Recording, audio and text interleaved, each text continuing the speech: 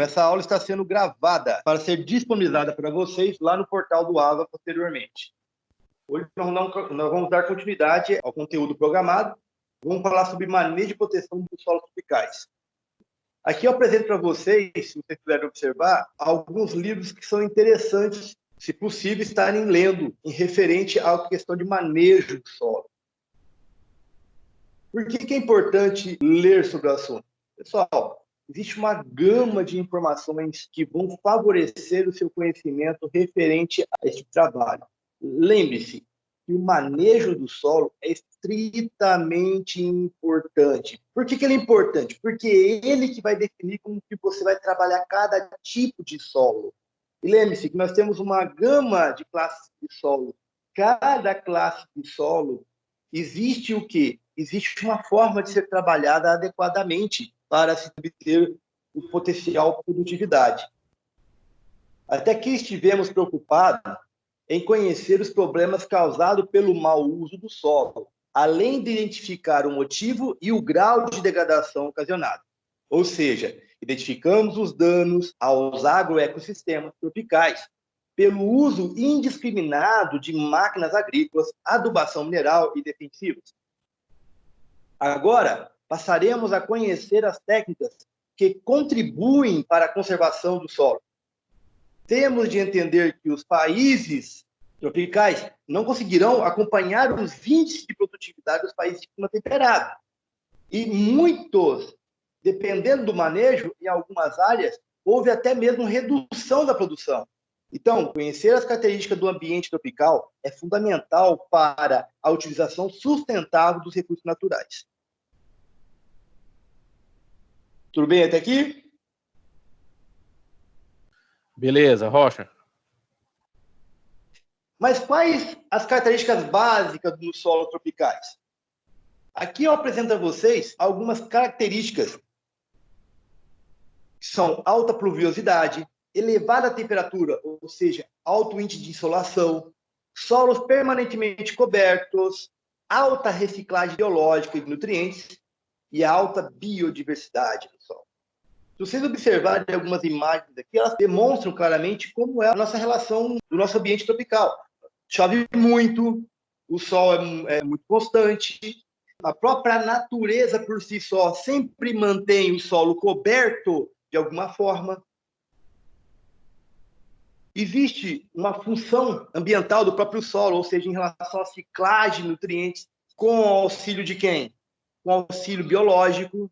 E a alta biodiversidade do solo é extremamente caracterizada nos solos tropicais. Por quê? Porque nós temos em menos de 1 centímetro cúbico, nós temos bilhões de seres vivos lá. E esses contribuem constantemente para a manutenção dos solos.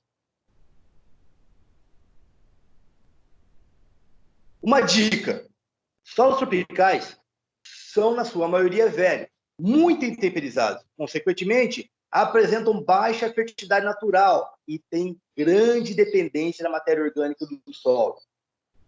Pessoal, lembre-se que nós estudamos sobre o fator de formação do solo para podermos entender essas características. Se nós observarmos, de uma certa forma, os solos tropicais em si, na sua maioria, eles são muito intemperizados. Por que eu disse na sua maioria? Porque nós sabemos que existem solos novos, mas existem solos que ainda estão em formação. Porém, estes mesmos solos se encontram em condições clássicas de podermos dizer que o ambiente em si é velho.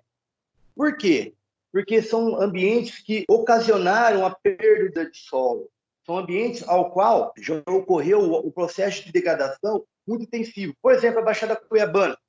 A Baixada Cuiabana, por mais que nossos solos estejam rasos, caracterizando como solos novos, nós estamos em um ambiente caracterizado como antigo. Por quê? Porque todos os solos que aqui anteriormente havia foi retirado daqui, foi deslocado, foi transportado para outros locais, sobrando apenas o material litólico e agora refazendo a formação do solo. E nós entendemos que toda essa característica de solos tropicais está nitidamente alocada onde? Entre o Trópico de Câncer e o Trópico de Capricórnio. Bem, isso aqui é uma caracterização nítida, mas eu quero que vocês entendam que muitos dos solos tropicais também não estão nessa faixa. Elas podem estar abaixo ou acima da trópico, mas são pequenas manchas. Então, a maior concentração desses solos estão nessa faixa. Então, qualquer informação que você tenha sobre solos tropicais, você pode trabalhar tanto no Brasil, quanto no continente africano, quanto em outras áreas referendadas dentro dessa faixa.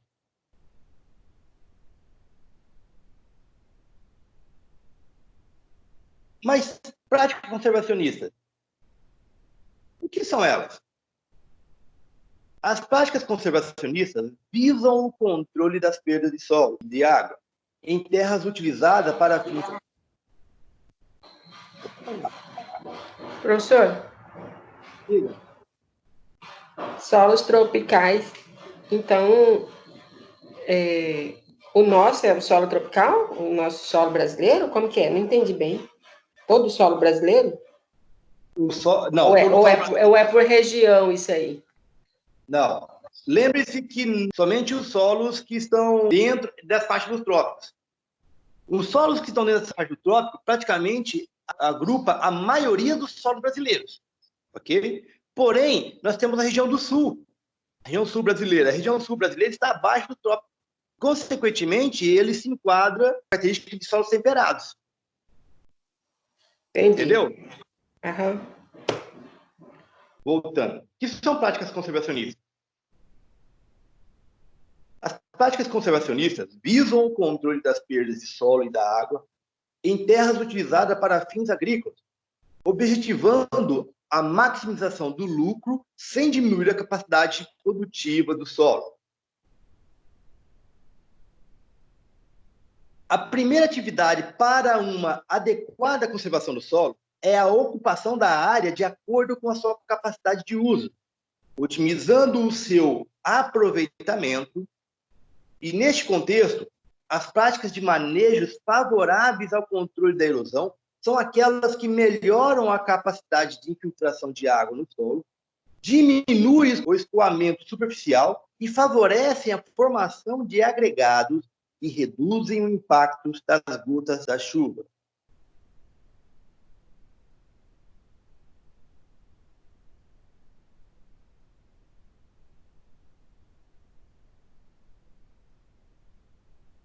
As práticas conservacionistas podem ser divididas em edáficas, vegetativas e mecânicas, conforme se utilizem modificações na vegetação ou se recorra à construção de estruturas de terra para contenção de escoamento superficial, respectivamente.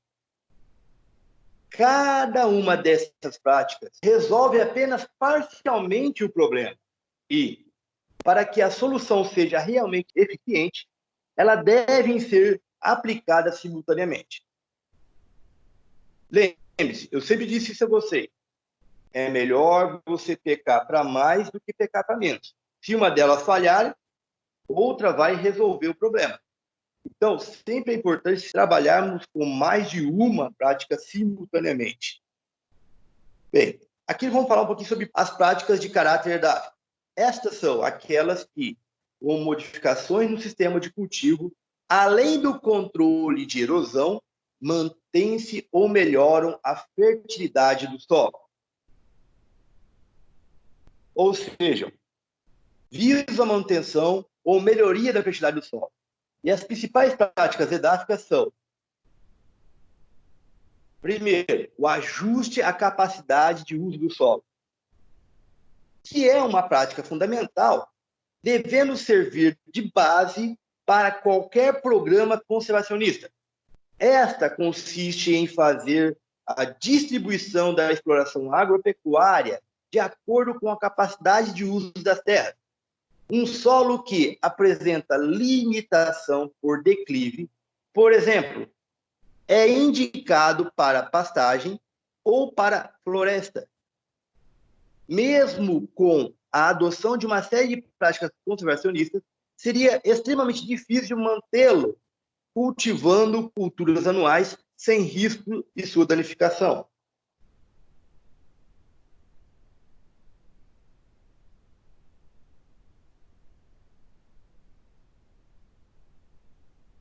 Essa prática, dentro do caráter edáfico, é a eliminação ou o controle das queimas.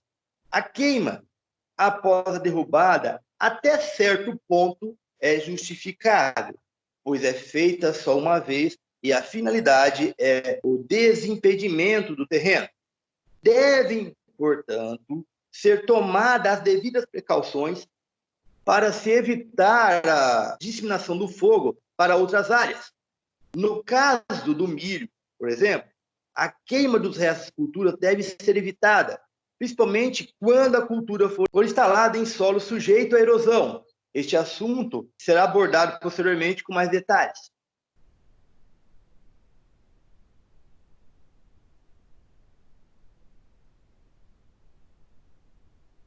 Outra prática edáfica é a rotação de cultura.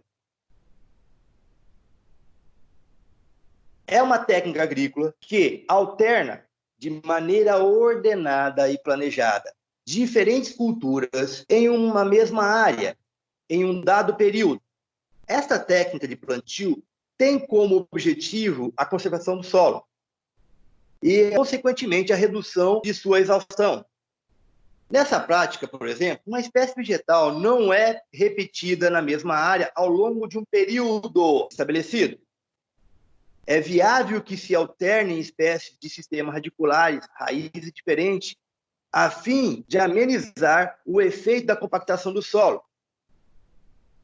As espécies escolhidas devem apresentar, além de vantagens comercial, um propósito de recuperação do solo.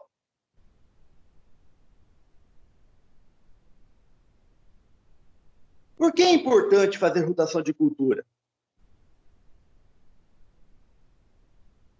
Por alternar os cultivos de maneira planejada e ordenada, a rotação de cultura reduz de forma eficiente os impactos ambientais causados pela monocultura, produção agrícola de apenas uma espécie, como a degradação física, química e biológica do solo e o desenvolvimento de pragas.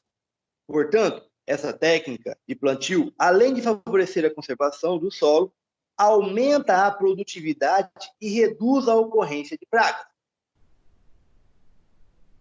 Aqui eu tenho uma apresentação para que você tenha uma noção de como funciona a rotação de cultura. Primeiro ano agrícola, fácil trabalho numa área, trabalhando com milho, trigo, cevada e fava. No outro ano, troca-se as culturas nas áreas. A área que era milho começa a plantar fava. A área que era trigo, planta milho. A área que era cevada, planta trigo. E a área que era fava, planta cevada. E assim vai para o terceiro ano. Cevada, na área que era milho, depois foi fava, virou cevada. E assim sucessivamente, substituindo uma rotação. O que favorece isso? Isso favorece uma dinâmica de manutenção desse solo.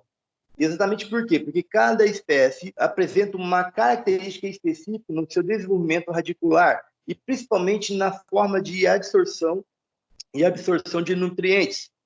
Então, dessa forma, elas aproveitam melhor os nutrientes do solo e principalmente os nutrientes inseridos ao solo pelo produtor agrícola.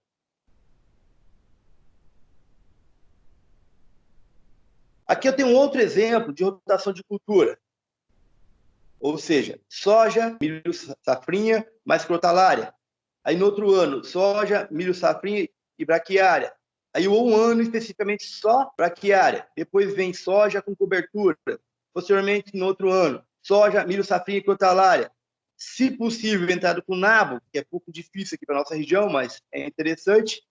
Milho, verão, nabo fageiro. Posteriormente, soja, milho, safrinha e braquiária.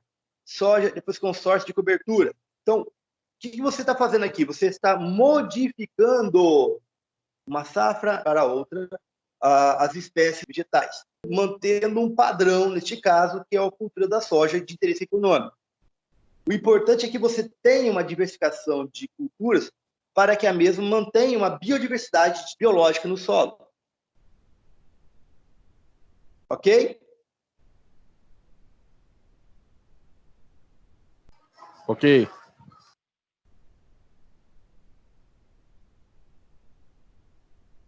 Quais os principais objetivos da rotação de cultura? Primeiro, conservação do solo. Melhoria e manutenção da fertilidade do solo. Melhoria e aproveitamento de maquinários de mão de obra. Diminuição da incidência de pragas, doenças e plantas daninhas. aumento do teor de matéria orgânica, estruturação e descompactação do solo e estabilização da produtividade da espécie cultivada. Quais os benefícios? Primeiro, produção diversificada de culturas, melhoria das características físicas, químicas e biológicas do solo, auxílio no controle e na redução de ocorrência de plantas daninhas e doenças de pragas, reposição da matéria orgânica, proteção do solo contra a ação de agentes climáticos, aumentando a estabilidade da produção, viabilização do sistema produtivo direto e aumento da produtividade. Mas quais as desvantagens? Bem, é difícil a elaboração do planejamento estratégico que atenda aos objetivos. Necessidade de maiores investimentos, especialmente em maquinário. A mecanização depende de um trabalho bem dirigido e dificuldade de crédito e de investimento em culturas com menor expressão. Então, deu para entender especificamente o princípio, os benefícios e a desvantagem de uma rotação de cultura? Sim. Pessoal, alguma dúvida?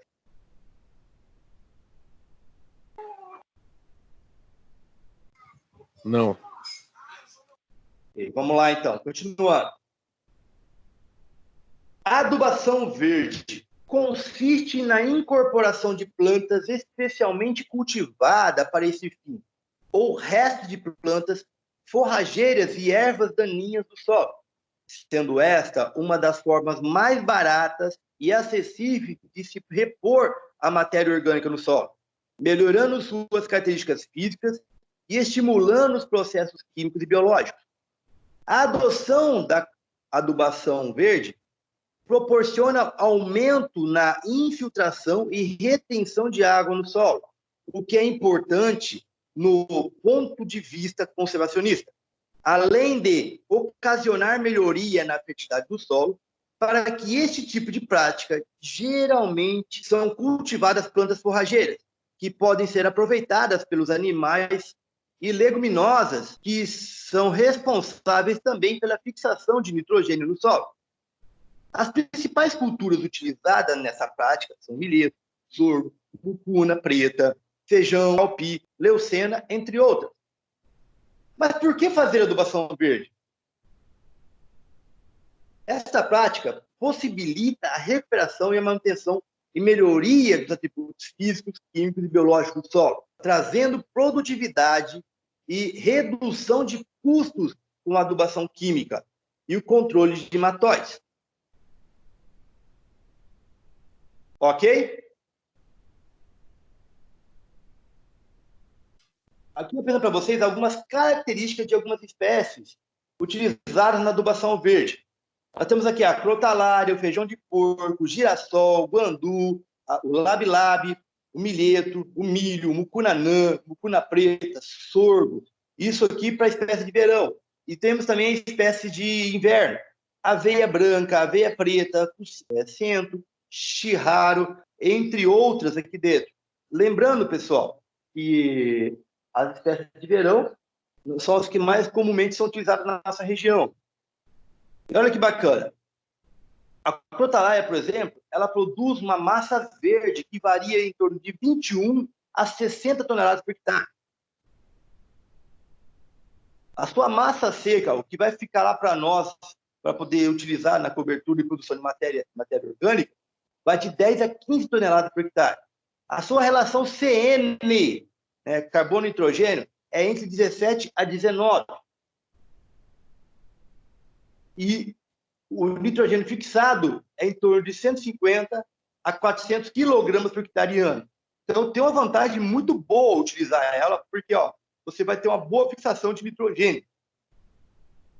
Feijão de porco varia de 22 a 40 toneladas por hectare. A massa seca produzida já é inferior à crotalária, vai em torno de 5 a 8 toneladas por hectare. A sua relação CN varia de 10 a 16, também inferior. E a sua concentração de nitrogênio fixado vai de 49 a 190. Professor, mas e aqui, qual que é a relação? Por que eu vou usar um ou outro se o feijão de porco é menor? Vai depender da disponibilidade de sementes na sua região. Se você tem disponível apenas feijão de porco, é viável você utilizar o feijão de porco. Olha que bacana, o próprio girassol também dá para ser usado aqui. Ele produz em torno de 20 a 90 toneladas por hectare, a massa verde. A sua massa seca já é um pouco menor, que varia de 2 a 12 toneladas. A sua relação CN vai de 22 a 33, relação CN. O guandu, o labelab, o milheto, que é um dos que mais utilizamos aqui, varia em torno de 23 a 50 toneladas. A massa seca é em torno de 8 a 10, porém a sua relação CN de 30 a 43, ou seja, ele tem um potencial de durabilidade maior do que as anteriores, lá no campo. Então, tem uma cobertura maior. O milho em si varia também aqui, ó, de massa verde de 20 a 30 toneladas por hectare. E produz ali, em média, apenas massa seca de 6 toneladas. Só que a sua relação CN varia também de 50 a 54, ou seja, ela tem uma durabilidade um pouco maior no campo. E assim vai. Para a escolha da planta que será utilizada como adubo verde, deve-se levar em conta alguns fatores como a presença de nematóide ou de pragas, a possibilidade de acréscimo de nitrogênio proveniente da fixação biológica das leguminosas, bem como a possibilidade de obtenção de renda extra com a venda do produto. Por essas razões, geralmente são preferidos adubos verdes como a crotalária jucena, a mucuna, a soja ou o amendoim. Outras culturas, como o girassol e o nabo forrageiro, também podem ser utilizados nas áreas de referência, com menor vantagem, já que não acrescentam nitrogênio vindo da fixação biológica. Ok? Pessoal, alguma dúvida até agora?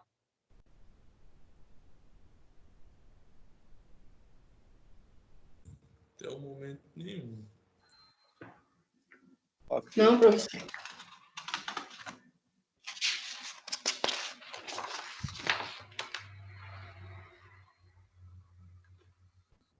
Vamos continuar aqui falando sobre adubação e calagem.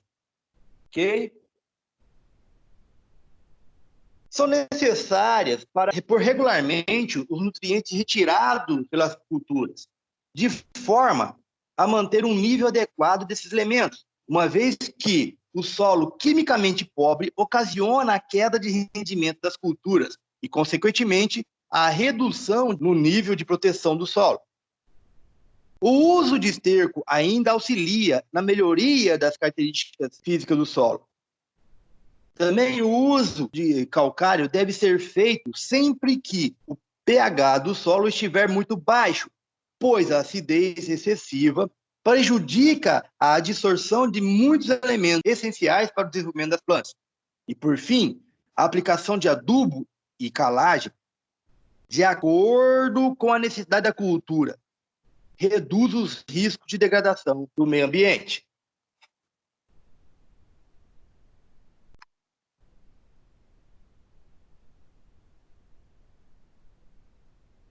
Métodos para determinação da recomendação de calagem. Dentre os vários métodos para recomendação da calagem, no Brasil são utilizados principalmente 3, além de algumas outras variações locais. Pessoal, objetiva-se com essa matéria aqui destacar a importância de se determinar o estado de calagem, considerando o método adotado, uma vez que são muito variáveis as recomendações da correção. Método baseado na elevação de saturação por base. Nós vamos aqui falar apenas deste método. Este método pode ser considerado como o mais usual e recomendado até o momento, pois preconiza a elevação da saturação por base a valores pré-estabelecidos conforme a cultura, segundo a fórmula de cálculo. Necessidade de calagem, tonelada por hectare, é igual a V2 menos V1, multiplicado pela CTC total, multiplicado pelo fator de correção do PRNT, dividido por 100. Se a análise fornecer o teor de potássio em miligrama, deve-se fazer a correção para centimol de carga por decímetro cúbico. E Aqui eu apresento a vocês uma tabela para caracterizar o V2, ou seja, o valor de saturação por base trocáveis que se deseja conforme a recomendação da cultura e do grupo de plantas forrageiras. Nós temos ali o grupo 1, grupo 2, grupo 3, leguminosas do grupo 1, leguminosas do grupo 2, capineiras, gramíneas de finação, consorciação do grupo 1, consorciação do grupo 2, leguminosas intensivo.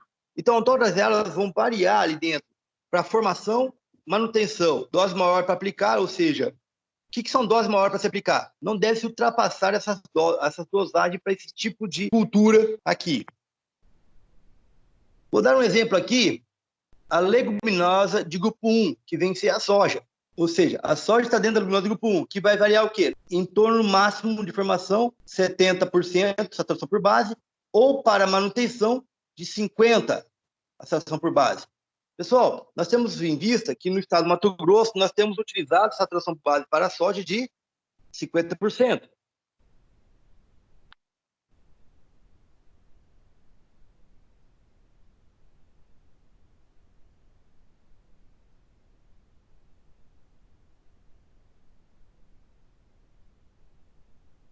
Aqui eu tenho uma apresentação para vocês do passo a passo do cálculo da saturação por base.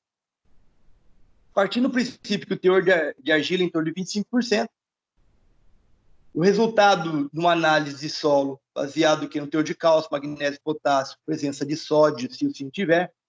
Aqui, especificamente, o teor de cálcio variou de 0,09, o teor de magnésio foi de 0,6, e o teor de potássio já transformado em timol de carga, 0,2, mais zero o valor do sódio que não foi identificado na análise. Então, a somatória dessas bases deu um total de 0,89 centimol de carga. O cálculo da CTC total, dá o cálcio, mais magnésio, mais potássio, mais hidrogênio, mais alumínio, ou seja, soma de base mais acidez potencial, ficou como? 0,09 mais 0,6 mais 0,2 mais 5, que seria o hidrogênio, mais 0,3, que seria o alumínio. A somatória deu um total de 6,19 centimol de carga. Com essas informações agora, é possível determinar a saturação por base que este solo tem no presente momento, ou seja, o V1. A saturação por base nada mais é do que pegar os valores da soma de base, dividir pela CTC total e multiplicar por 100, já que a mesma é dada em porcentagem. Vamos lá. O valor aqui da soma de base foi 0,89, dividido pela CTC total, 6,19, multiplicado por 100. Ou seja, nós temos aqui aproximadamente 14%. Se você avaliar aqui, é um valor muito baixo, a quantidade de saturação por base, para vocês terem uma ideia. Então, este solo especificamente, ele é muito pobre. Então, vai exigir o quê? Uma quantidade muito elevada de calcário para poder elevar ali a saturação por base. Então, neste caso, vamos usar a fórmula aqui na necessidade de calagem, utilizando o método de saturação por base. Nós temos aqui o valor de manutenção, nós vamos usar 60 para V2, menos 14, que é o valor da V1 que nós observamos, multiplicado pela CTC total, vezes o fator PRNT 100, dividir por 100. Então, se eu pegar esse valor aqui, 6,100 é igual a 1. Então, todo o valor aqui dentro multiplicado por 1 é ele mesmo. 60 menos 14 vezes 6,19 multiplicado por 1 e dividido por 100, eu vou ter aqui uma necessidade de calagem de tonelada por hectare de 2,85 toneladas de calcário a PRNT 100%. Ok? Só por que estou reapresentando isso para vocês?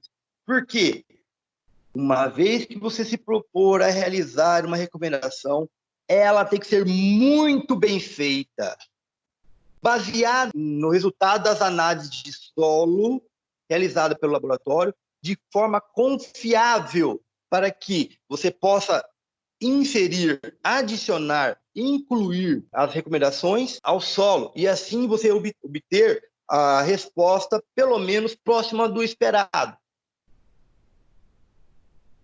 Ok?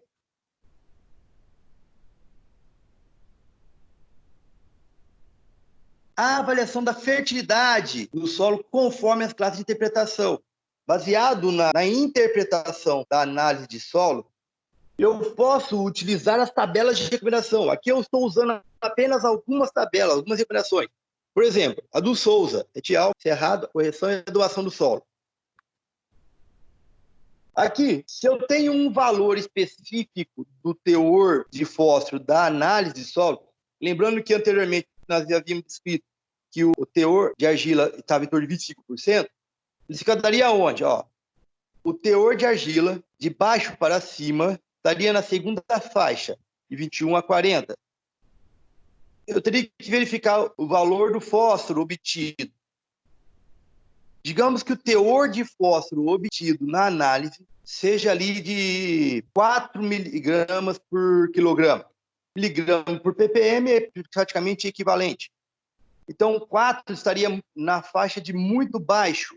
Por que é importante entender isso? Baseado nessa informação, eu poderia ir na tabela de recomendação, que vai estar lá a faixa de muito baixo e baixo, e poder identificar qual é a concentração, a quantidade de P2O5 a ser inserida no solo para repor, equilibrar a fertilidade do solo, baseado no teor de fósforo obtido na análise de solo, em comparação àquela que eu pretendo ter.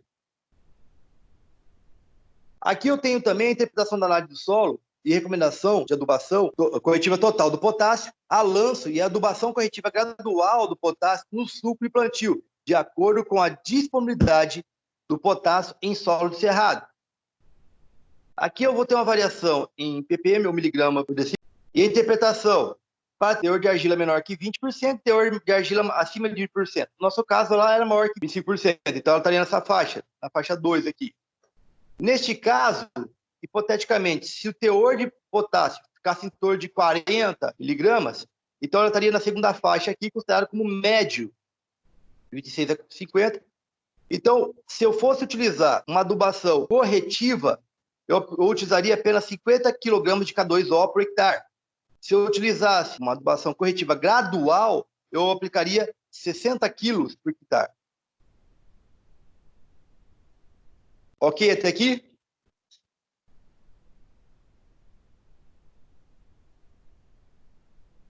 Alguma dúvida, pessoal?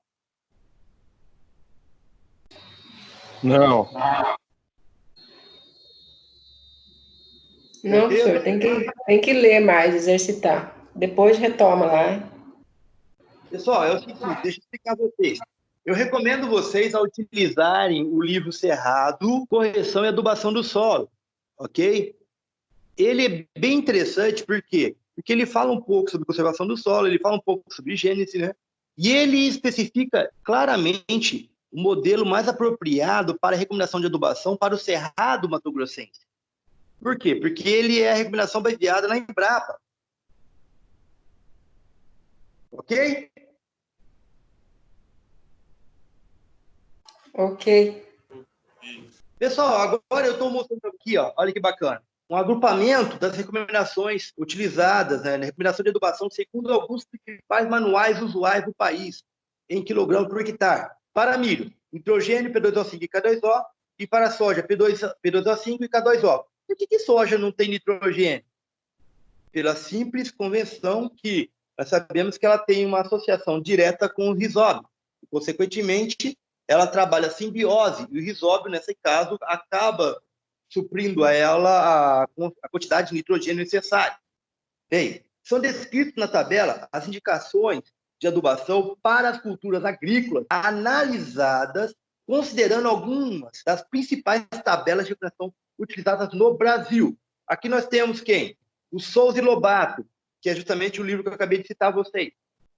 Van Rage, Ribeiro et al., Manual, especificamente de adubação, Oliveira. Então, essas são as recomendações. No nosso caso aqui, nós estamos baseando na primeira, né, que é o Souza e Lobato. Quando eu tenho um solo muito pobre, a recomendação de P2O5, ó, praticamente é insignificante. Mas o Rage já fala, ó, joga pelo menos 80 quilos. O Ribeiro me fala, ó, 120. O manual, 110 kg por hectare de P2O5. Isso vai depender da região e das suas características que vocês tiverem, ok? Solo médio, fertilidade P2O5, pelo menos 100 kg por hectare. Solo rico, em torno de 50. O solo médio para potássio, 100. Solo rico, 70. Então, você precisa colocar em quantidade adequada. Por quê, pessoal? Porque eu preciso colocar ele de forma gradual e de forma responsável. Por que de forma responsável? Porque se eu colocar doses muito excessivas, o fertilizante utilizado para inserir o elemento essencial para a planta, o que vai acontecer aqui? Eu posso ocasionar um outro problema. Lembre-se, o que faz o veneno é a dose. Então, eu posso transformar o adubo em veneno. E, consequentemente, causar danos ambientais até piores. Então, muito cuidado ao fazer uma boa recomendação. Muito cuidado ao escolher o produto, ou seja, o tipo de adubo a ser utilizado. Então, você precisa olhar com muito cuidado essas informações. Ok?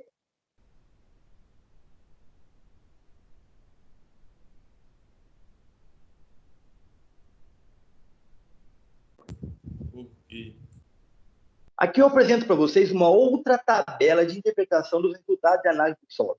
Aqui, já para que a gente entenda como está o nível de cada elemento químico apresentado aonde? No resultado da análise. Alumínio trocado. Ele é considerado ali, ó, quando a CTC do solo for menor que 8 centimol de carga por decímetro cúbico. Baixo, quando for menor que 0,02. Médio, quando variar de 0,02 a 1,4. Alto, quando for superior a 1,5. O cálcio trocado é considerado baixo quando inferior a 1.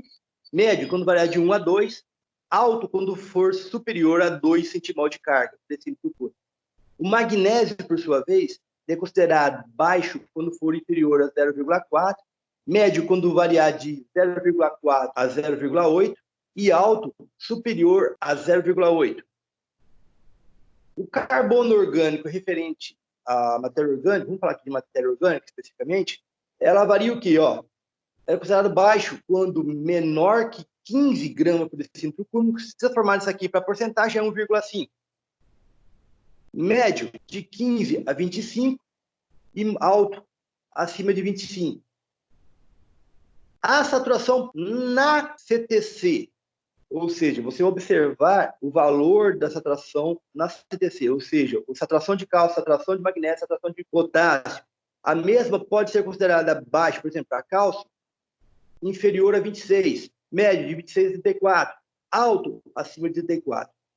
Para magnésio, baixo menor que 13, médio de 13 a 18, alto maior que 18. Para potássio, baixo, menor que 3, médio de 3 a 5 e alto, maior que 5. A relação cálcio-magnésio, cálcio-potássio, magnésio-potássio. Relação cálcio-magnésio, baixo, menor que 1, médio de 1 a 2, alto, maior que 2. Relação cálcio-potássio, é baixo, menor que 10, médio de 10 a 20, alto, maior que 20. Relação magnésio e potássio, baixo, menor que 5, médio de 5 a 10, alto, maior que 10. Eu quero que vocês observem com muito cuidado que as mesmas relações são observadas também com solos com a CTC maior que 8 centimol de carga por decímetro cúbico. Por que tem ênfase na primeira? Porque na primeira que normalmente serão a característica do nosso tipo de solo. Os solos mato-grossenses normalmente são muito baixos na CTC. Ok? Alguma dúvida sobre essa relação? Não. Então, essa aqui é uma das tabelas utilizadas. Pessoal, mas qual é aqui o índice que eu posso utilizar como adequado, como bom? Pessoal, vai estar bom quando especificamente os teores estiverem aqui enquadrados como alto para cálcio, magnésio, matéria orgânica, a saturação de cálcio, magnésio e potássio, Para o alumínio, quando for considerado baixo, menor que 0,02. Ok?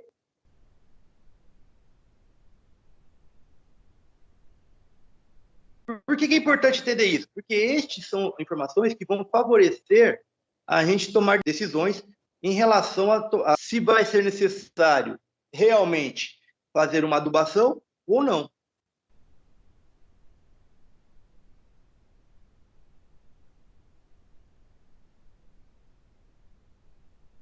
Bem, nunca desista porque encontrou um obstáculo. Os desafios são o tempero da vida. Faça-o hoje valer a pena. Baseado nessa informação, eu gostaria de perguntar a vocês: solos formados sob condições de clima tropical e subtropical tendem a apresentar altas concentrações de íons de hidrogênio e alumínio, o que lhes confere um caráter ácido. A acidez do solo afeta a disponibilidade de nutrientes e, consequentemente, o desenvolvimento das plantas. Em solos agrícolas, a acidez pode ser corrigida por meio de práticas conhecidas como alternativa A, calagem; B, fosfatagem; C, adubação química; D, adubação orgânica; E, adubação verde. Qual seria a resposta correta neste caso? Calagem. Calagem. Calagem. Calagem. Alternativa A. A prática conhecida como calagem é realizada com a aplicação de calcário ao solo, em quantidade suficiente para se promover a elevação do pH a nível que favoreça a disponibilidade da maioria dos nutrientes e reduza os teores de elementos fitotóxicos no solo. Ok? Em nossos estudos, vimos que a matéria orgânica desempenha um importante papel na manutenção das propriedades químicas, físicas e biológicas do solo. Nesse sentido, a adubação orgânica constitui prática fundamental para a estabilização dos solos agrícolas e para o fornecimento de nutrientes. Sobre este tema, analise os itens a seguir. Primeiro, esterco bovino. Segundo, esterco de aves. Terceiro, esterco suíno. Quarto, compostos de resíduos orgânicos. Quinto, lodo e esgoto.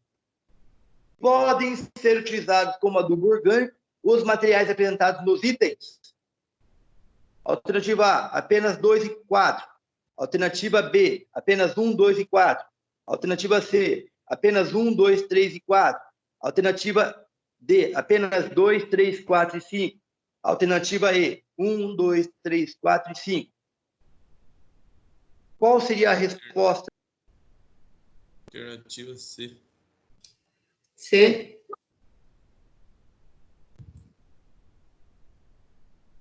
Alguém mais? C. C também. Pessoal, eu gostaria de informar a vocês que vocês estão equivocados. É necessário uma leitura melhor sobre o assunto. Por quê? Conforme o conteúdo estudado, podem ser utilizados como fonte de matéria orgânica o esterco de animal produzido nas propriedades rurais, bem como produtos gerados pelo tratamento dos resíduos produzidos no centro urbano, como lodo de esgoto e compostos de resíduos orgânicos. Repetindo, bem como os produtos gerados pelo tratamento de resíduos produzidos nos centros urbanos, como lodo de esgoto e composto de resíduos orgânicos. Entenderam? Desde que esses sejam tratados, o lodo de esgoto pode ser utilizado. Mas uma pergunta, professor. Tem muita usuário, o pessoal usa muito lodo de esgoto aí na região? Que eu nunca ouvi falar, não. Vamos lá.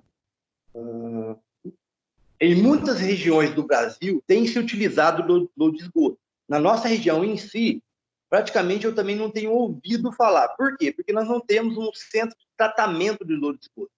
Eu não posso simplesmente pegar o lodo de esgoto e ir lá e inserir no solo. Por que não? Porque eu não sei o que tem neste material, além do material orgânico. Ok? Muitas vezes podem estar juntos materiais pesados, elementos químicos considerados pesados. E isso pode contaminar o solo, causando aí um impacto ambiental muito maior. No entanto, se houvesse uma central de tratamento, consequentemente sobraria esse resíduo, e este resíduo é indicado, uma vez tratado, é indicado também como fonte de matéria orgânica. Ok? Sim, senhor.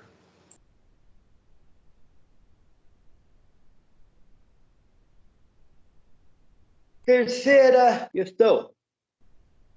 Solos muito temperizados tendem a ser pouco férteis, dada o intenso processo de desgaste dos minerais e lixiviação de elementos químicos liberados neste processo. Essa condição são comumente observadas nas regiões dos trópicos, onde a temperatura e a umidade atuam de forma bastante significativa no processo de transformação das rochas. Sendo assim, solos formados nessas condições, quando destinados ao uso agrícola, devem ter a fertilidade corrigida para que as necessidades nutricionais das plantas possam ser atendidas. Sobre o assunto adubação química do solo, é correto afirmar que, alternativa A, podemos definir a adubação química como a adição de qualquer material capaz de fornecer ao solo elementos químicos considerados nutrientes para as plantas. Alternativa B, na adubação orgânica, considera-se apenas o uso de materiais produzidos a partir de restos vegetais e animais fornecidos no meio rural. Alternativa C, o cálculo da quantidade de adubos orgânicos a ser aplicado em determinada cultura, devemos considerar os valores de saturação por base inicial e final, além do PRT do adubo. Alternativa D, a ureia é um adubo químico que pode ser substituído pelo superfosfato triplo no fornecimento de potássio. Alternativa E, as adubações químicas e orgânicas devem ser realizadas com critério de modo a se aplicar ao solo apenas a quantidade de nutrientes requerida pela cultura, podendo-se, para isto, utilizar adubos químicos e orgânicos de forma complementar? Qual seria aí a resposta correta?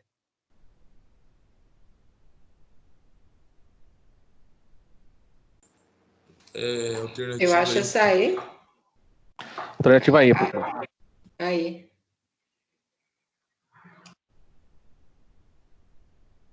Mais alguém? Pessoal, estão corretos. Aqui é a alternativa E. Além dos adubos químicos, o fornecimento de nutrientes também pode ocorrer por meio do uso de adubos orgânicos. Na adubação orgânica, considera-se o uso de materiais produzidos a partir de restos vegetais e animais, esterco, resíduo orgânico, compostados e até o lodo de esgoto. No cálculo da quantidade de adubos orgânicos a ser aplicado em determinada cultura, devemos considerar os teores de nutrientes requeridos pela cultura, os teores de nutrientes presentes nos adubos orgânicos e a taxa de liberação destes nutrientes ao longo do tempo. A ureia é uma fonte de nitrogênio, portanto, não pode ser substituída pelo superfosfato triplo, que é uma fonte de fósforo e enxofre. Nenhuma dessas podem ser consideradas fonte de potássio.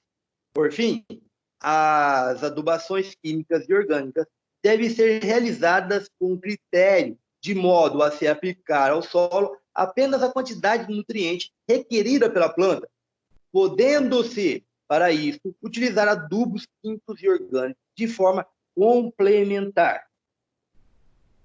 Ok?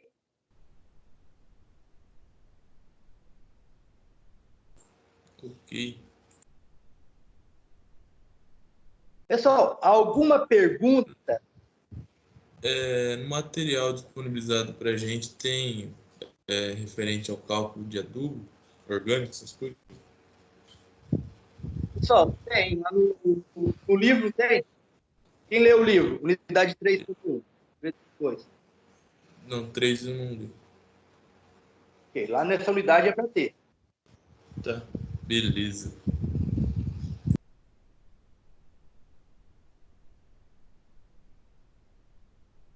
Alguma outra pergunta? Só essa mesmo.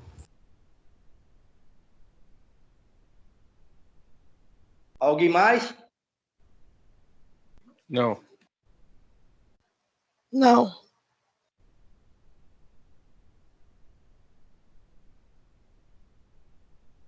Então, pessoal, é o seguinte, a aula de hoje seria este conteúdo, ok?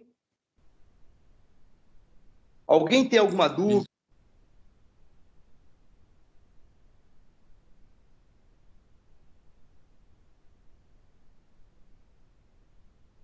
Se não, eu agradeço a presença de todos e até a próxima aula.